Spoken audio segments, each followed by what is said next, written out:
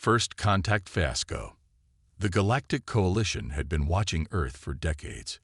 From their cloaked observation stations orbiting just beyond the Moon, they had monitored human development with increasing interest. Unlike most species that joined the Coalition, humans had evolved on a death world, a planet so hostile and competitive that it bred creatures of remarkable adaptability and resilience. Admiral Zex Terrell of the Halaxian fleet adjusted his breathing apparatus as he reviewed the final reports. The chamber's atmosphere had been calibrated to accommodate the 12 different species present at this historic meeting. The Decision Council had finally voted. Earth was to be contacted. "Are we certain they're ready?" asked Councillor Neary, her luminescent tendrils pulsing with concern. The diminutive Aqualian's water-filled environment suit hummed softly as she moved closer to the holographic display of Earth.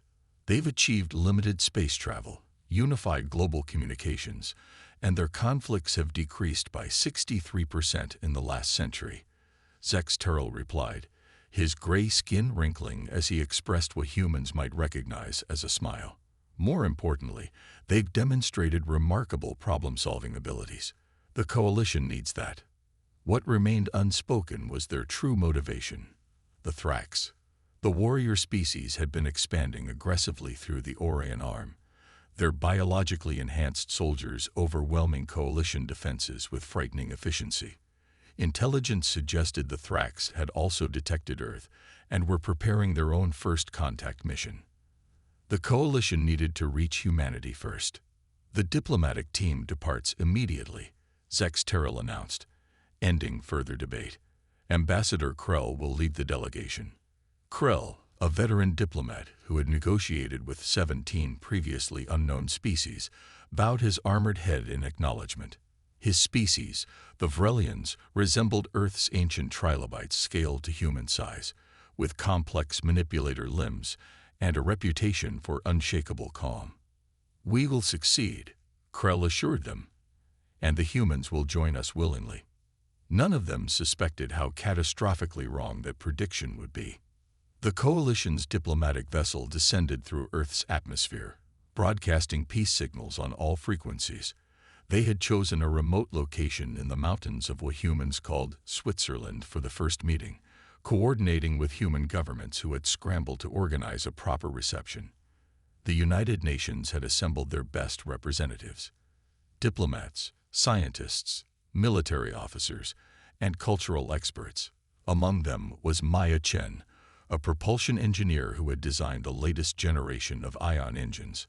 Her presence was almost accidental. She had been working at the UN Space Development Facility when the call came, and someone had decided that having a practical engineer might be useful. "This is utterly surreal," Maya whispered to Dr. Okonkwo, the xenobiologist standing beside her. The Coalition ship had landed, a gleaming silver craft that somehow seemed to both absorb and reflect sunlight. "I was just calibrating thrust vectors yesterday, and today I'm meeting aliens." Dr. Okonkwo chuckled nervously. "I've spent my career theorizing about extraterrestrial biology. Now I'll finally know how wrong I was." The ship's hull rippled, and an opening appeared.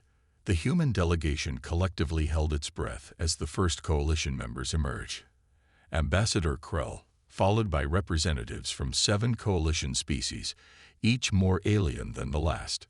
Secretary General Vega stepped forward. "On behalf of humanity, welcome to Earth." Translation devices converted her words into the Coalition's standard communication format, a combination of sounds, light patterns, and electromagnetic signals that all member species could process. The initial introductions proceeded smoothly, with each side expressing hope for peaceful cooperation. Maya found herself fascinated by the aliens' technology, particularly their atmospheric adaptation systems that allowed species with wildly different biology to function together. Then everything changed. An unscheduled ship entered Earth's atmosphere, descending rapidly toward the meeting site. Coalition representatives immediately grew agitated, their translator devices emitting urgent warnings. Thrax warcraft detected. Security protocols initiated. Before human forces could respond, The second ship landed less than 100 meters from the Coalition vessel. Its design couldn't have been more different. All sharp angles and matte black surfaces interrupted by pulsing red lines that resembled blood vessels. What's happening? Secretary General Vega demanded as Coalition security personnel formed defensive positions. Ambassador Krell's translator emitted distress signals. The Thrax, they're not part of our Coalition. They're conquerors who've detected your world. We had hoped to reach you first, to offer protection. The Thrax ship opened, and what emerged made even the most composed human delegates gasp. They stood over 2 meters tall, with exoskeletons that gleamed like oil-slicked obsidian. Their 6 limbs moved with predatory grace, and their triangular heads featured multiple compound eyes and mandibles that continuously opened and closed with soft clicking sounds. "I am Supreme Hunter Krazak," announced the largest Thrax, its translator rendering the words with a metallic rasp. "Your world is now under consideration for Thrax expansion. The Coalition has no claim here." In an instant, the peaceful first contact scenario had transformed into a tense confrontation. Coalition and Thrax representatives positioned themselves on opposite sides, with humans caught in the middle of what increasingly felt like a prelude to violence. Ambassador Krell attempted diplomacy. "Supreme Hunter, this procedure violates 16 Coalition statutes. Earth deserves the opportunity to choose its own path in galactic society." "The Thrax do not recognize your statutes," Krazak responded, mandibles flaring. "We recognize only strength and survival. These humans evolved on a death world. They will appreciate our ways more than your bureaucracy." As the tension escalated, Maya found herself edging closer, fascinated despite the danger. She had spent her life solving complex engineering problems, and her mind was already analyzing the Thrax armor, noting power conduits and potential weak points. Supreme Hunter Krazak suddenly advanced toward Secretary General Vega, towering over her. Coalition security moved to intercept, but Thrax warriors raised weapons in response. "Your species will serve as auxiliary forces in our expansion," Krazak declared. "Those who prove worthy will receive genetic enhancements. The rest will serve in resource extraction." Secretary General Vega stood her ground. "Humanity will make its own decisions about its future. We're willing to hear proposals from both the Coalition and the Thrax, but we will not be coerced." Krazak made a sound that the translator interpreted as laughter. "Your species is brave but naive. Let me demonstrate Thrax dominance." What happened next occurred so quickly that most observers couldn't follow the sequence. Krazak extended a specialized limb toward Vega, not striking her, but releasing a cloud of biochemical compounds that immediately caused Coalition representatives to back away in alarm. "Dominance pheromones," Ambassador Krell warned. "Don't breathe." But humans proved immune to the chemical assault. Vega merely wrinkled her nose at the strange odor as Krazak loomed closer, clearly confused by the lack of submission response. Then the Thrax leader made a critical error. Frustrated by the failure of its biochemical display, it reached out with a clawed appendage toward the Secretary General in what Coalition members recognized as the prelude to a physical dominance ritual, one that typically left the subordinate party seriously injured. Maya Chen, who had been observing the Thrax's movements and biomechanical systems with an engineer's precision, saw the subtle shift in the alien's posture. Without conscious thought, she stepped forward and did something that would forever change humanity's position in the galaxy. She slapped the Thrax's appendage away. The sound echoed across the suddenly silent gathering. Maya stood protectively in front of the Secretary General, her face showing not fear but irritation. "Back off," she said firmly, the way one might address an unruly dog. "We don't do that here." Everyone, human, Coalition, and Thrax alike, froze in disbelief. No one had ever struck a Thrax Supreme Hunter and lived. The Coalition representatives prepared for violence, certain that the humans were about to experience the full wrath of the galaxy's most feared warriors. But something unexpected happened. Supreme Hunter Krazak went utterly still, its compound eyes fixed on Maya with an intensity that seemed to transcend species barriers. Then, to the astonishment of all present, particularly the coalition members, the Thrax leader slowly backed away, its posture shifting to something that resembled respect. "Interesting," Krozak said finally, the translator struggling to convey the complex harmonics in its voice. "Very interesting indeed. Perhaps there is more to learn about humans than our initial assessment indicated." The Thrax delegation retreated to their ship without another word, leaving behind a bewildered gathering of humans and coalition representatives. Ambassador Krell approached Maya, his translator attempting to convey a mixture of shock and awe. "Engineer Chin, do you realize what you've just done?" Maya, now processing the potential consequences of slapping an alien warrior, looked uncertain. I'd reacted instinctively. It was threatening our leader. "You've accomplished what no coalition species has managed in centuries of conflict," Krell responded. "You've earned a Thrax Supreme Hunter's respect through direct confrontation. This changes everything we thought we knew about interspecies relations with them." As coalition security stood down and the diplomatic team regrouped, Maya found herself suddenly at the center of attention. The simple, instinctive act of protection, a quick slap, and firmly spoken words, had just reshaped the course of Earth's introduction to galactic society. And somewhere in the Thrax vessel now orbiting Earth, Supreme Hunter Krozak was reassessing everything the Thrax thought they knew about the Death World species called humans. The first contact had become a first confrontation, and humans had somehow, improbably, won the opening round. The human advantage. The next 72 hours were a blur of emergency meetings, diplomatic briefings, and global broadcasts as humanity grappled with its new reality. Maya Chen found herself unexpectedly promoted from propulsion engineer to Thrax specialist, a title that made her laugh with its absurdity. "I'm an engineer, not a diplomat," she protested to Ambassador Krell as they walked through the hastily established Interspecies Coordination Center in Geneva. "I don't know anything about the Thrax beyond what happened during first contact."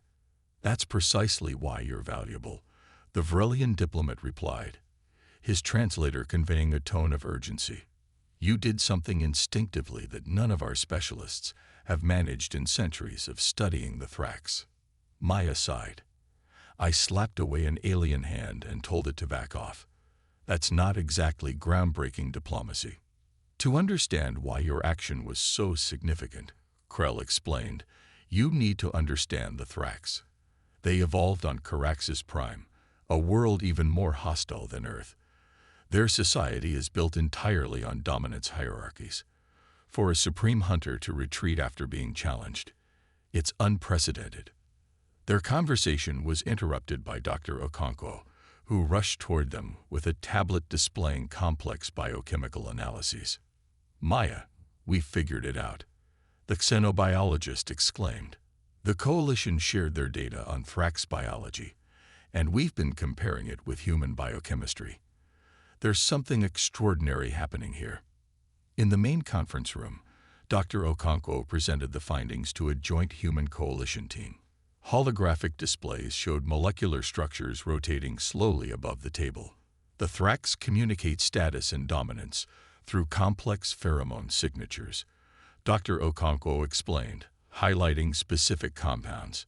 Their exoskeletons constantly emit chemical markers that establish their position in the hierarchy. Supreme Hunter Krozak's signature is the most potent ever recorded by coalition scientists. He switched to a new display showing human biochemical readings. But here's the fascinating part. Humans are not only immune to these compounds, we naturally produce our own status indicators that the Thrax can detect. Ambassador Krell's manipulator limbs moved in what Maya had learned was an expression of surprise. "This explains much. We've always wondered why the Thrax avoided certain species while aggressively targeting others." "There's more," Dr. Okonkwo continued. "Human stress responses, particularly our fight-or-flight reactions, release compounds that bear striking similarities to Thrax challenge pheromones. When Maya confronted the Supreme Hunter, Her body was literally speaking its language at a chemical level. Maya felt a chill run through her. So when I stepped forward, you were chemically declaring yourself as a potential equal or superior in their hierarchy, Dr. Okonkwo confirmed. The physical contact, the slap, combined with your body language and voice, created a perfect storm of dominant signals that the Supreme Hunter couldn't ignore. Secretary General Vega, who had been listening intently, leaned forward. Can we use this to our advantage in negotiations? Before anyone could respond, alarms sounded throughout the facility. Security officers rushed in, reporting that the Thrax vessel had left orbit and was returning to the surface, headed directly for their location. They're coming back, Maya said unnecessarily, feeling her heart rate accelerate. Ambassador Krell's translator conveyed controlled panic. This is unusual behavior. Typically, after a dominance challenge, the Thrax withdraw to reassess.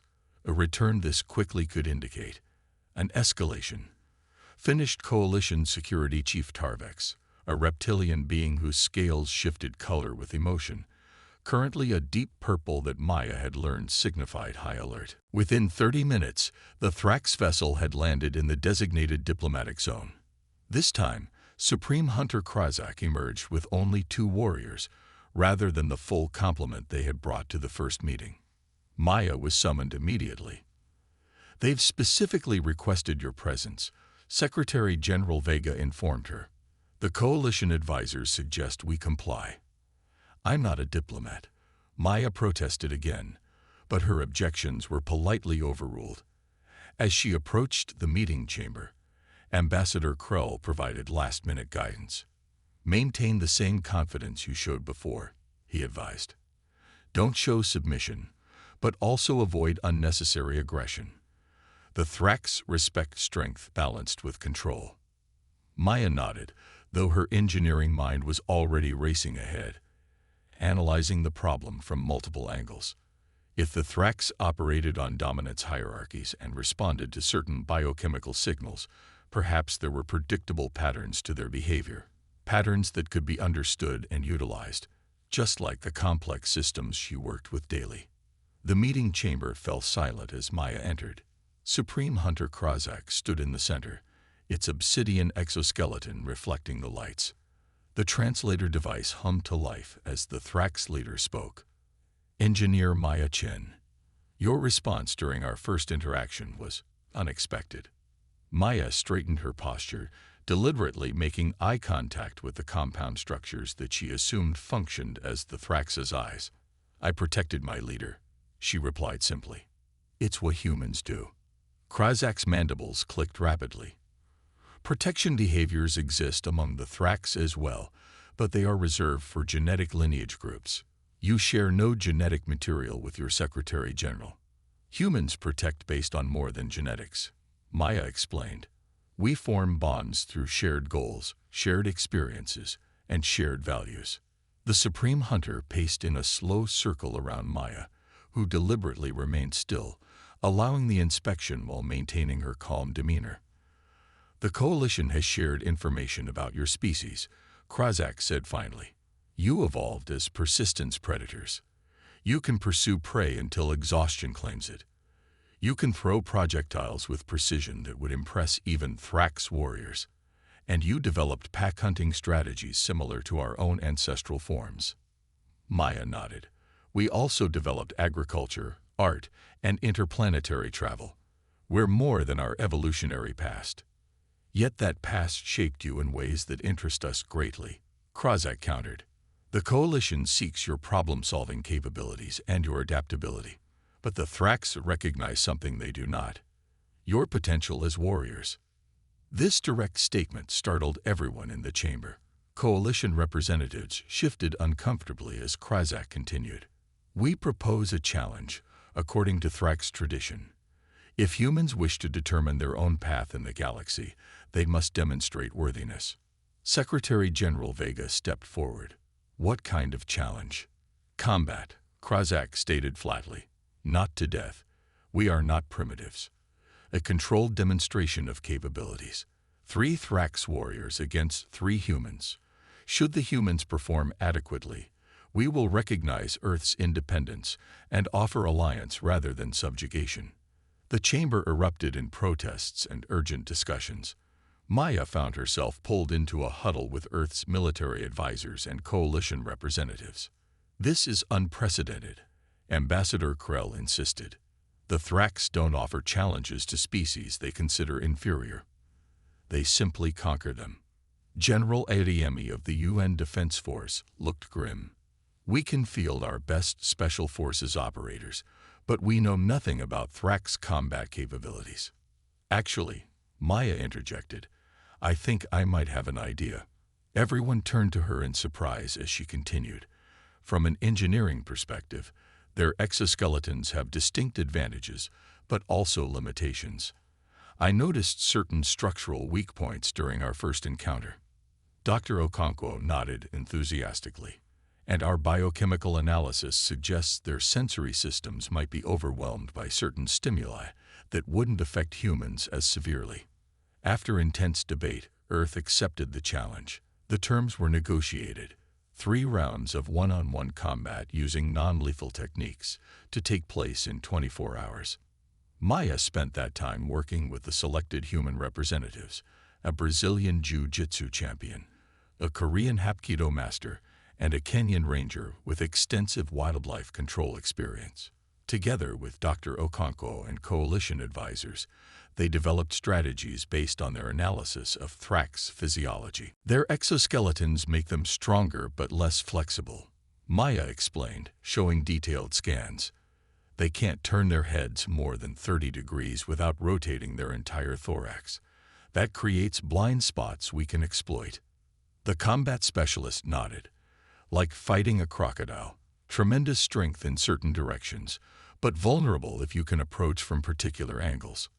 The day of the challenge arrived with global tension at an unprecedented high. The event was broadcast worldwide, with billions watching as humanity's representatives faced the Thrax warriors in a specially constructed arena. The first round began with the Brazilian Jiu-Jitsu champion facing a Thrax warrior that moved with frightening speed. For the first minutes, the human seemed overwhelmed, barely avoiding powerful strikes.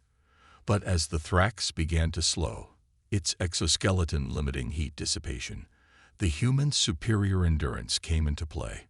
Using techniques developed for redirecting stronger opponents, the champion managed to bring the Thrax to a stalemate that the alien clearly hadn't anticipated.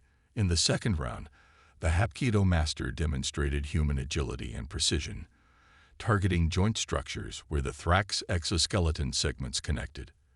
Though thrown across the arena twice, the human recovered each time, eventually maneuvering the increasingly frustrated Thrax warrior into a position where it could no longer effectively attack. For the final round, Supreme Hunter Krazak itself stepped forward, challenging the Kenyan ranger directly. The human observers fell silent, certain this was an escalation that would end badly. The ranger faced the Supreme Hunter calmly, employing techniques used for handling Earth's most dangerous predators. Instead of attempting to match the Thrax's strength, she used vocalization, body language, and movement patterns that seemed to confuse the alien predator. When Krazak attacked, she didn't retreat but stepped into the charge, making direct eye contact and producing a sharp sound that caused the Thrax's sensory appendages to flatten.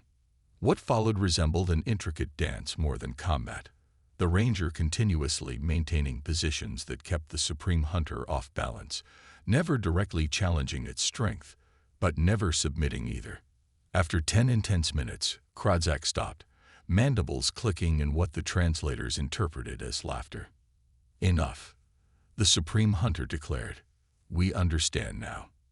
The arena fell silent as Krazak approached the human delegation. "Your species evolved alongside predators, became predators yourselves, and then did something no other species has managed. You formed partnerships with other predators. You domesticated hunters and made them allies." Maya nodded. "Dogs were wolves once. Now there are partners and protectors." "The Thrax have conquered 17 worlds," Krazak stated, But we have never encountered a species that understands predation so fundamentally, while transcending it so completely. The Supreme Hunter's posture shifted to what Coalition observers recognized with shock as a formal gesture of respect.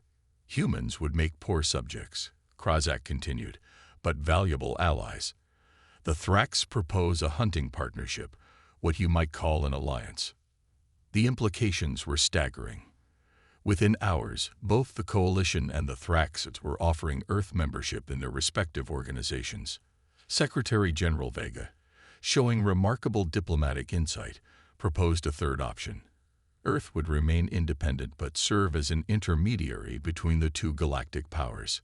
Humans understand both cooperation and competition, she explained. We can bridge your differences because we embody both principles ourselves. 6 months later, Maya Chen found herself aboard the first human-designed interstellar vessel, preparing to depart for the Galactic Coalition headquarters. The ship incorporated both Coalition and Thrax technologies, with human innovations that improved upon both. Did you ever imagine this outcome when you slapped a Thrax appendage?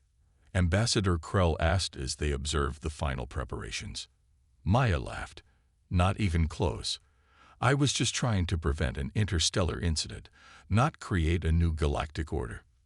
Supreme Hunter Krazak, now serving as the Thrax ambassador to Earth, joined them. Your instinctive action revealed something both the Coalition and the Thrax had forgotten. That true strength comes in many forms. As the ship prepared for departure, Maya reflected on humanity's unique position. Earth had narrowly avoided becoming a battleground between galactic powers and instead emerged as a vital connecting point between them. Their evolutionary history, shaped by both cooperation and competition, by both predator and prey experiences, had given humans a perspective that neither the Coalition nor the Thrax possessed alone. We have a human saying, Maya told the assembled representatives as the engines powered up. Sometimes the most powerful position isn't at either extreme, but in the middle ground where different perspectives meet. The universe, it seemed, had been waiting for a species that understood both dominance and collaboration. A species that could slap an apex predator when necessary, but also knew when to offer a hand in friendship instead. Humanity had found its place among the stars, not through overwhelming technology or military might, but through something far more powerful, the unique evolutionary journey that had shaped them into creatures who could stand their ground before the galaxy's most feared predators, and transform them into allies with a single defiant slap.